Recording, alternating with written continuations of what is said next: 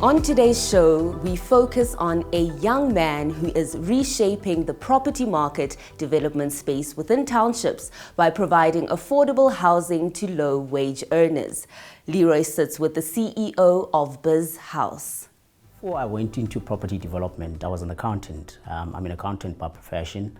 So I studied, I have 4 qualifications, and as I practiced in an accounting field, I then realized that property is one of the safest asset classes that you can go into, because I had seen that with my clients, and they were in different. I dealt with different clients from different fields, and then I realized that property is the safest asset that you can go into. It's a tangible asset that the banks they also trust more than any other business out there. They're more comfortable funding a property business or a property investment than any other business. So I realized that, and then I studied the property market. Then I realized that property development is the most profitable, consistent, and you can actually tell from the word go to say how much you're going to make. So you can predict your returns before you even put a rent into your development itself. So then I realized that, okay, this is consistent, this is very profitable, and then that's when I decided to go into that. Now, your focus has been primarily within the township areas, developing affordable housing for a lot of people. Why is that the case? Growing up, I grew up in a squatter camp. I was raised by a single parent, and you look at the surrounding around you. So when you're in the township, for instance, what are your choices? You either rent a back room, or you go you stay at home. But what if you are like me? You don't have a home. You grew up in a squatter camp, what I like to call a tin house. Then that means that you are forced to either go stay in a back room. But if you don't want to stay in a back room, then you're forced to go out of the township, and it comes at a premium. We can all agree that when you go stay in affluent areas, it's quite expensive to stay there. That's why you end up having stigmas such as migrant people don't have furniture. I'm sure you are aware of that statement.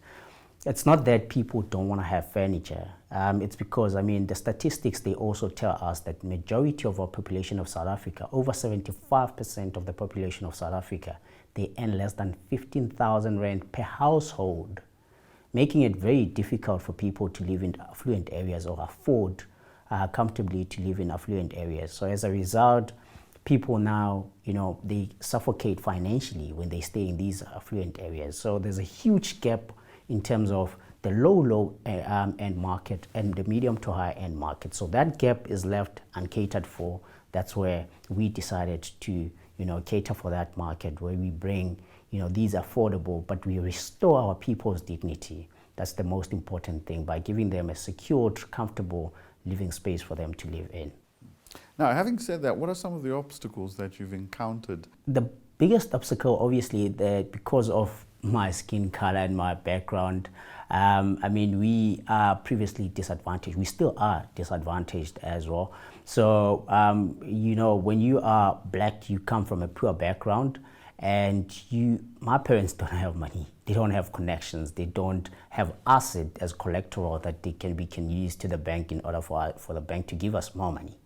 So we then, I then decided, let me, rather than focusing on the problems and the obstacles that I have, let me rather seek for solutions that I can implement and make my dream a success. So I then created a platform that allows other people to also own the fraction of the development. So we created a fractional development, fractional ownership development, property development platform within Bizz House, whereby people can invest in that particular development and own the fraction of the development. From as little as 50,000 rand, people can invest in property and be able to now earn the returns from that particular development.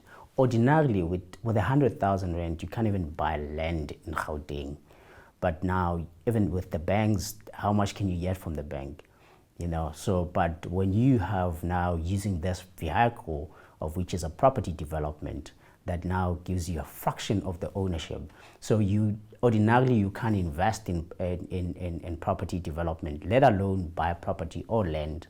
But now with 100,000 rand, you can now own fraction of the ownership of the particular development that we are developing in the township to restore our people's dignity and also to create a platform and to break the barrier into entry into property investment, particularly property development.